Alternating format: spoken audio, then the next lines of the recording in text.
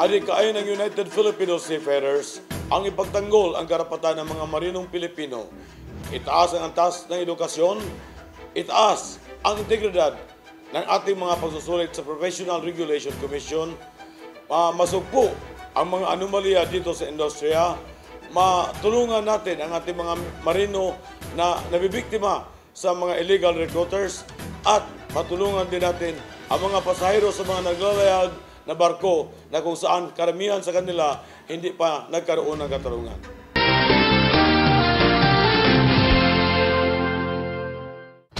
Yes, once again, magandang hapon sa lahat ng ating mga kasambahay. Dito po tayo sa Serbisyo Publiko, Tinig ng Marino. And after the successful Maritime Week, nandito na muli, makakasama natin si Engineer Nelson Ramirez, ang ating co-host dito sa Tinig ng Marino. Engineer, welcome again to the show. Kumusta po kayo? Yes, and talagang pagod kami after that Maritime Week celebration kasi tatlong malalaking event ang hinawakan namin yung motorcade, which was very successful. The following day, merong golf tournament. And then Thursday and Friday, yung ng Second Philippine Seafarer Congress. That is correct. Yeah, Kaya so magandang hapon sa ating mga viewers. Ngayong hapon. Ngayong hapon na to. Yes, alam ko, Engineer, masyado kang pagod. Pero ngayong hapon, magpapatuloy po ang ating Tinig ng Marino. At tamang-tama, napakaganda ng ating pag-uusapan. Ito po yung mga successful na mga seafarers.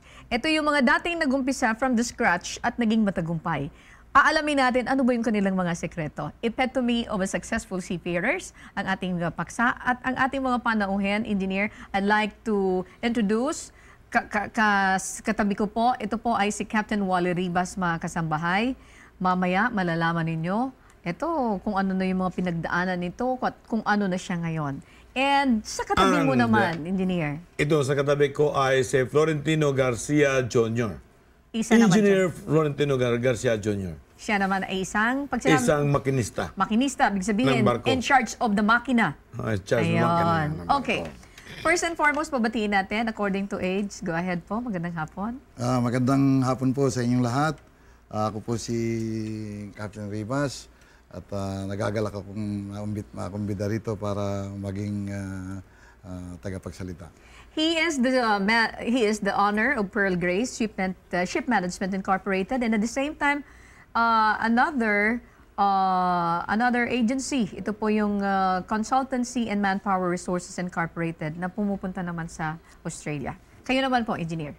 Si Engineer Garcia. Ito si Chief Engineer Garcia ay dating marino na nag-umpisa talaga bilang kadete, oiler, hanggang naging makinista, hanggang naging Chief Engineer, na naging crewing manager din sa isang manning agency.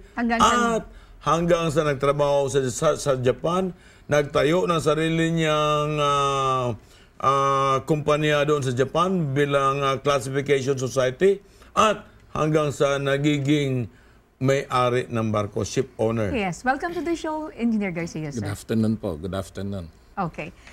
Una, si Captain Ribas muna. Saan ka ba nagtapos ng inyong pag-aaral sa pagka-marine engineer? Si Captain Ribas, engineer si ano? Engineer. Yan, okay. Si Captain Ribas, kayo po, saan kayo nagtapos? Sa Philippine Merchant Marine Academy ako nagtapos ng pag-aaral. Bilang kadete sa deck, nautical ang aking tinapos o Bachelor of Science in Marine Transportation. Diyan ako nagtapos ng pag-aaral. Ayun. How about you, Captain, Engineer Garcia? Graduate ako ng Mapua as mechanical engineer. Oh, my brother is also mechanical engineer. Parehas mo pala. Pwede pala yan sa barko?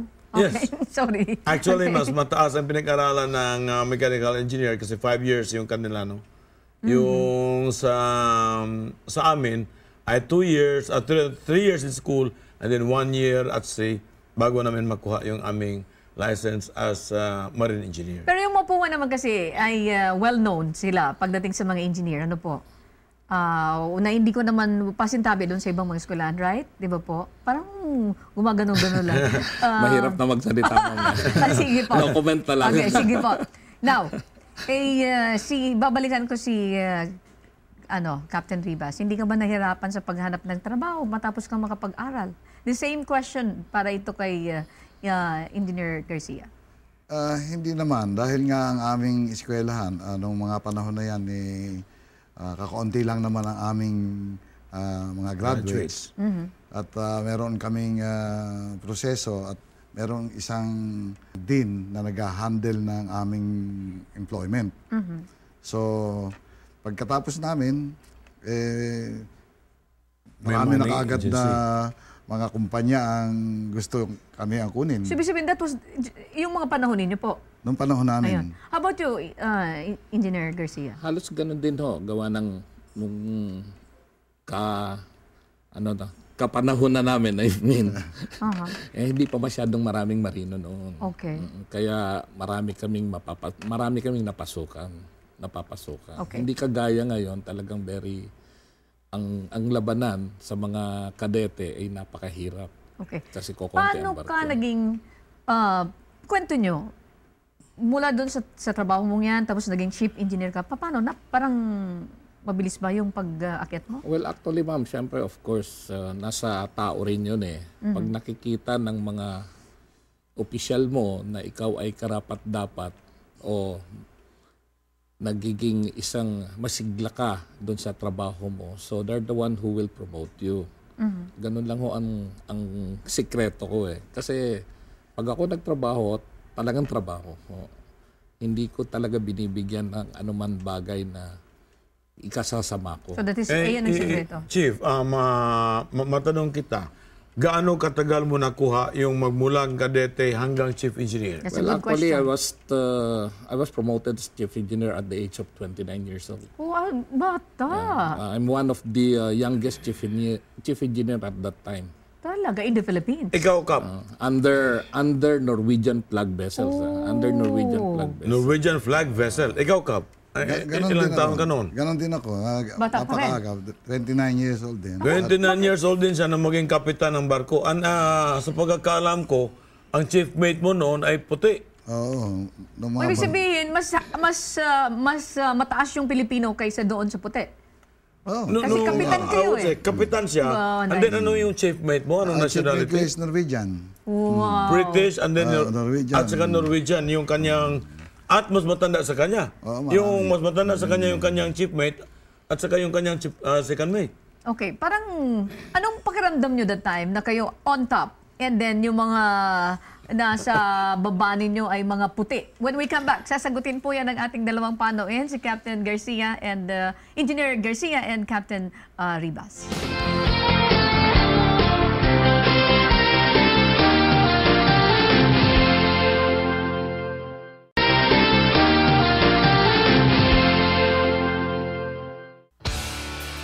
Muli tayo nagbabalik sa ating programang Serbisyo Publiko, Tinig ng Marino. I have a hanging question.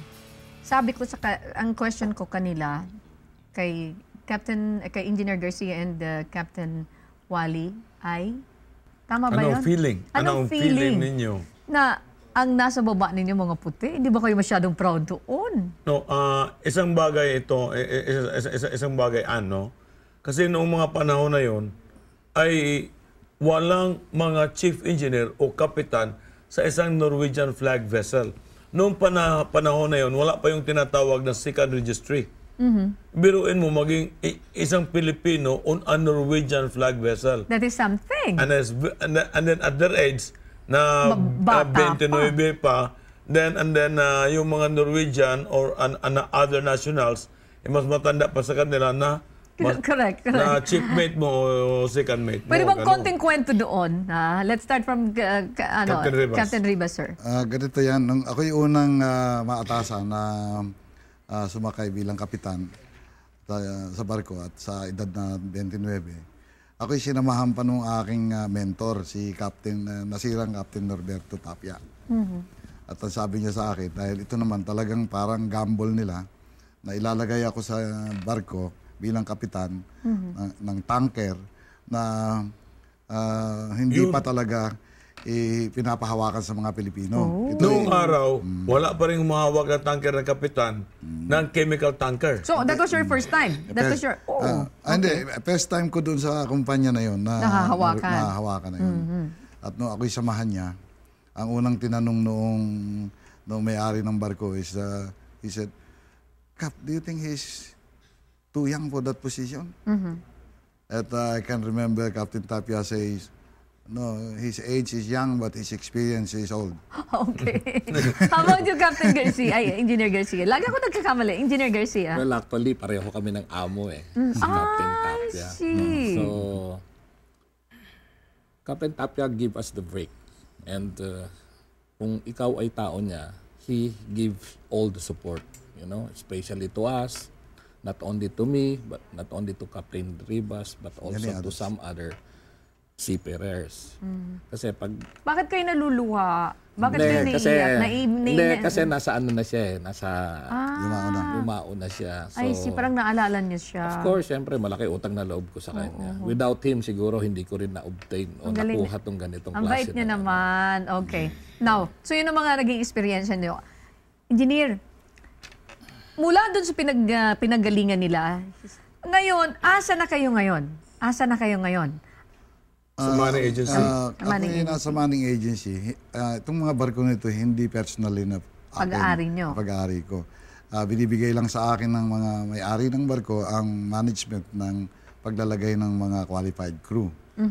So, ang aking business is to recruit qualified and good Filipino seafarers para i-supply ko dun sa mga ship owners. How many ship owners ang ano po ninyo? Ngayon, ang ship owners na nahawakan ko, merong 6. Meron sa Greece, meron sa Holland, sa Switzerland, at sa Korea. Japan, Korea. Okay. What about you, Captain, Engineer? Okay. As you mentioned, I started from the scratch. Ngayon, na-obtain ko na yung nilalasap-lasap ko o pinaghirapan ko bilang isang may-ari ng barko. Actually, ma'am, meron akong 2 barko ngayon. Bumabiyahe sa Cebu. From Cebu, we carry cement. And then from there, from Cebu, dinadala namin yung mga semento sa Davao, Iloilo, or Bacolod, and then back to Cebu. What about your nature of business in Japan? Okay, the nature of my business in Japan, I'm Universal Maritime Services. Ang masasabi ko lang, I'm proud, not being Garcia, but I'm proud of being a Filipino. Gawa ng, ang kumpanya ko sa Japan ay wala akong kasosyong Hapon. Wow, wala akong kasosyong Hapon. Yun lang ang naipagmamalaki ko sa sarili ko. What is that? What kind of office you have? Okay, I have Universal Maritime Services is dealing with ships registration under Cambodian flag, Sierra Leone, Panama, and also I can issue all certificate, ITC, ILL, and I can also carry out the ISPS code, ISM code. Ba't ganun kalawak ang engineer? Well, bakit ganun naging kalawak? Imagine yung mga binibigay ng certification, ang lalaki ng responsibilidad. Yeah, kasi halimbawa, kung kagaya ng mga class society, they have the authority to say that your vessel is seaworthy or not. And if your vessel is not seaworthy, then you are not allowed to sail. So, siya ang gumagawa, no? Siya ang gumagawa. So, siya we're very proud of you too, guys. And then, doon sa Japan, you've got to have the integrity. Kasi oras na nawala yung integrity, nawala na rin yung perma mo, wala na rin, hindi mahirapan ka ng pagkatiwalaan. Okay. Napakaganda nitong binabalita natin sa ating mga nanonood, ng mga marino na from the scratch, mga kasambahay, kita nyo na ito. Si Captain Ribas, I understand, mayroon na itong sariling building niya at iba't ibang mga tanggapan. Saan po yan? Visayas lang or... Meron tayo sa Cebu at sa Davao. Yeah, meron iba-iba ng kanyang negosyo, diversified na meron siyang subdivision, meron siyang construction supply, meron siyang Manning Agency, meron siyang land base sa Australia na kung saan nasusupply sila ng napakaraming mga klaseng... By the way pala, I want to take this opportunity na yung tanggapan ni Captain Ribas is in need of 40 40 ka, yung slaughter. Yung mga natrabaho sa abattoir. Oo, yung mga marunong Nagkatay ng baka. katay ng baboy. Baka, Ayun. baka. Ay, baka. I'm sorry. Baka. Marunong All kinds magkatay of ng animals. All kinds of- yun. All kinds of animals. More particularly yung cattle. Okay, magkano sahod nun? Kung sa pesos. Sa peso, kasi ang Australia, the salary in Australia of the Filipinos or any other nationality is the same as what the Australian citizens are receiving. Oo, so walang ano. So, walang discrimination Magkano ang po yun? salary. In peso, abattoir, mga Nagtatawa sa abattoir. between 250 to 400,000. Ha? Depend on his quality. Kalahating milyon yun. Yeah. Walang sa isang buwan? Sa isang buwan. Yeah, yung kumakatay ng baka, kaya nga. Sabi ni Jong, marunong daw siya magkatay. Yung ating FD, marunong Di daw ba electric yung ginagamit no? Yeah, meron talagang system on how to slaughter a cattle. It must be that procedure. Kaya kailangan marunong talaga siya niyan. Ayun. Kaya yung mga nagagaling sa slaughterhouse ng abattoir ng malalaking kumpanya doon sa atin, yun ang kailanganin nila. Ayun. Okay. Mayroon ka bang nakikitang vision or do you see in the future na ito yung pangangailangan so that you can inform us in advance para at least baka po pwede mag-train na yung mga tao for the future employment nila? O sana meron din ang test na dyan. Oo, di ba? Naisip ko lang yun. At hindi lang yan. This is only one part of the requirements in Australia. We need a lot of good welders, Welders, electricians, mechanics. Ganon din ang sweldo. Hindi bababa sa 250,000 pesos. Okay. What about you? You have your office in Japan and what do you need there? You need Filipinos? Well, actually, ang hinahire namin doon is inspector, surveyor. Kasi nga sa lawak ng ano ninyo tungkol sa safety din. Okay. Surveyor. And then, mahirap to become a surveyor sa Japan. Kailangan you must be qualified talaga eh. Hindi basta-basta. Every time I ask you a question, naluluha-luha ka. Parang nararamdaman ko na... Ninenervyos lang ako. Okay. Doon sa mga kababayan natin na nanonood ngayon dito sa ating programa, Engineer, I want to ask them, ano ba ang pwede niyong ma-share sa kanila na mga tips para at least doon sa iba na mawala ng hopeless sila, mayroon pang pag-asa. At look at Engineer Garcia from scratch, eto na po siya. Look at Captain Wally from like this, eto na po siya ngayon. Coming from Captain Ribas and Engineer Garcia, ano po yung pwede niyong mai-share sa ating mga manonood, particularly sa mga marino na katulad niyo po? Okay, ang may share ko lang sa kanila kung gusto nilang maging successful, kagaya namin, sipag at tiyaga. Okay, sipag at tiyaga.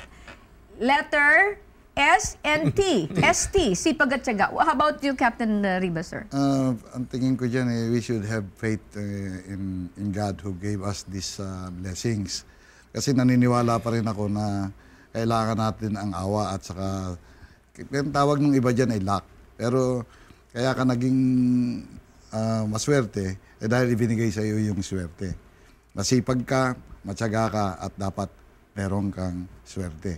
Meron paniniwala sa itaas.